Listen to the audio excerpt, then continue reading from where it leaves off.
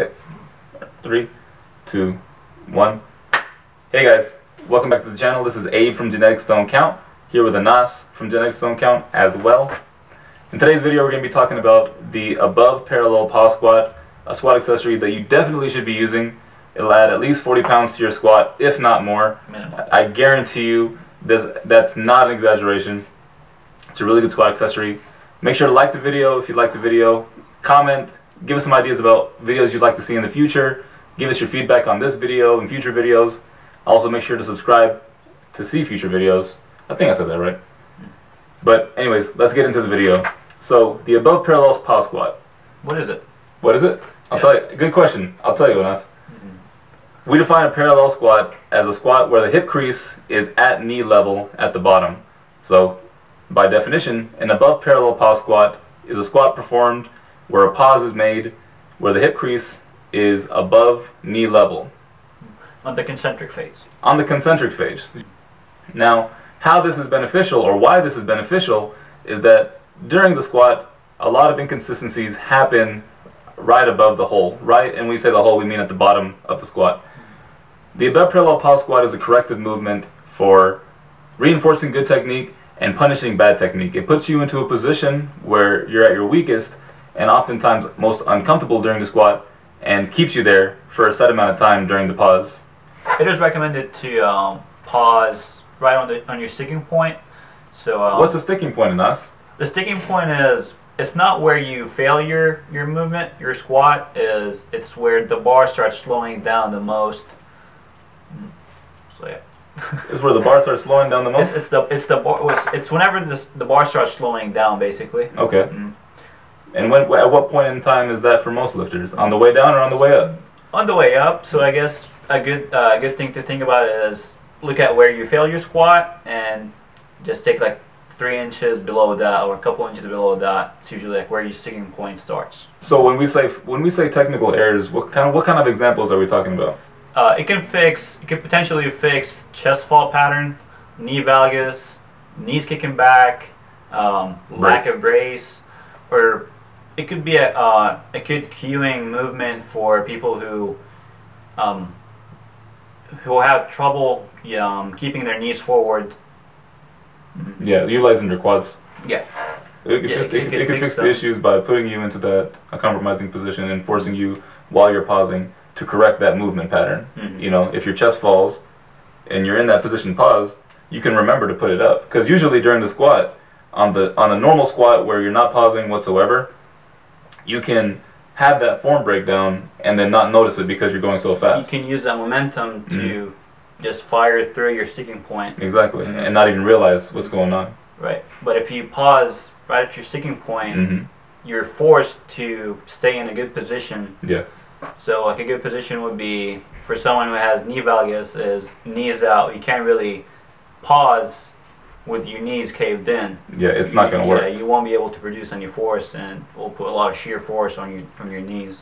Another thing is the way this is different than just a normal pause squat, a traditional pause squat where you're at the bottom of your squat, is that it's easier to relax at the bottom of a pause squat. In a pause squat, right? A normal traditional pause squat where you're pausing at parallel or a little bit lower, it's easier to relax and just kind of sit there without really putting much consideration into correcting these issues. Not that it's bad, because it's a good movement.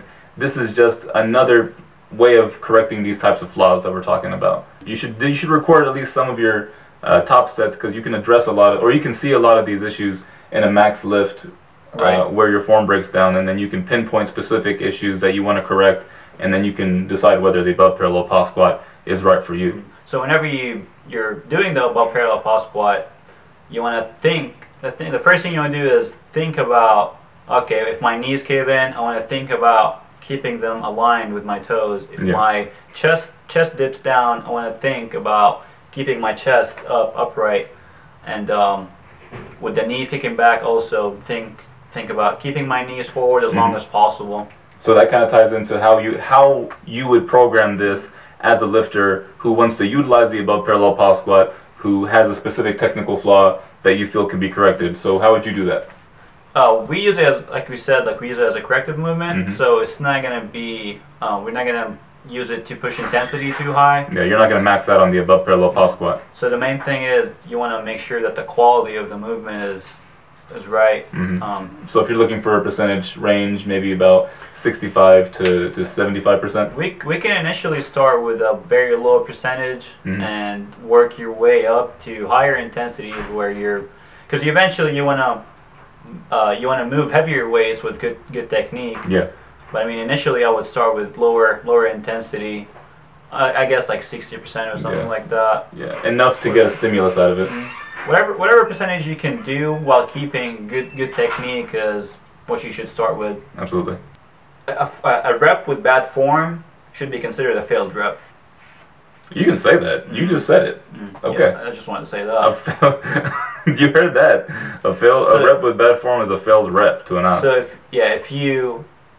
if you see the same patterns you see on your competition squat, if your knees cave in and that's what you're trying to fix, and you do the above parallel pause squat and your knees still cave in, you can just lower the weight. Count that as a failed rep. Lower the weight, and just remember it's a corrective movement.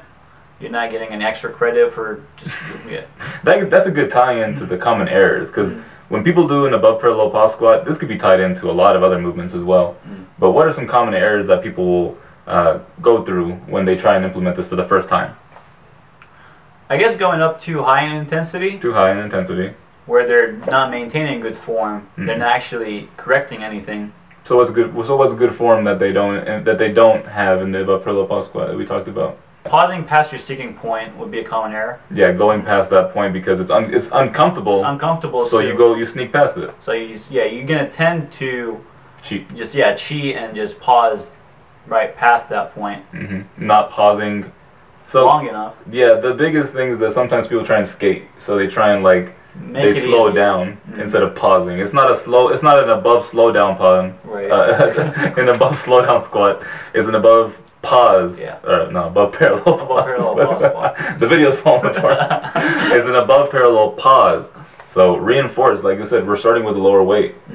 So pause hard, pause long as you need to. Maybe if you need a number, maybe a 2 count. So 1, 2, back up. And since it's a lower intensity, just put in the work and just focus on good technique. Don't just this is 50% of my max. I'm just gonna Another common mistake would be fuck.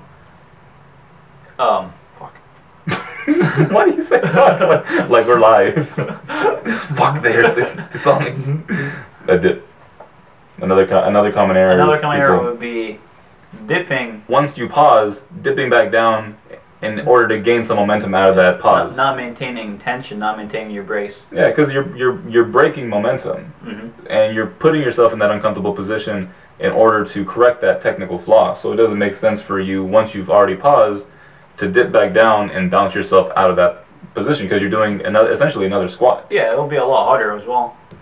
I think we talked about it a lot. I think we mentioned more now than we talked about before. Than we thought, yeah. Yeah. I think we did good. I'm gonna put this into the video, by the way. Cool. I'm gonna try to make it a little bit more candid. But if you made it this far, guys, we really appreciate you watching the video. Like we mentioned in the beginning, if you like the video, give it a like. If you don't like it, let us know why down in the comment section. Give us some feedback and give us suggestions on what you want to see in the future. This channel is not just for us talking, it's for you. We want to be a resource for you, the people. Genetics Don't Count isn't just about what you're born with, it's about your circumstances. It's about moving past your barriers in your mind and your body in order to get better. So let's get better together. Subscribe to the channel if you agree. Subscribe to the channel if you don't agree. Yeah. Buy a shirt.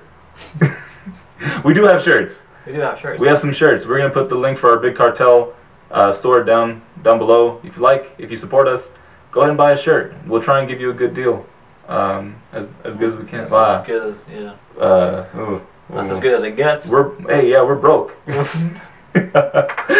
Subscribe to our Instagram too. We put a lot of good stuff out. We're really active on Instagram. Anas is a really good coach. You should hire him as a coach. I'm okay. I'm alright. You're handsome too. I'm alright. Anas is pretty handsome.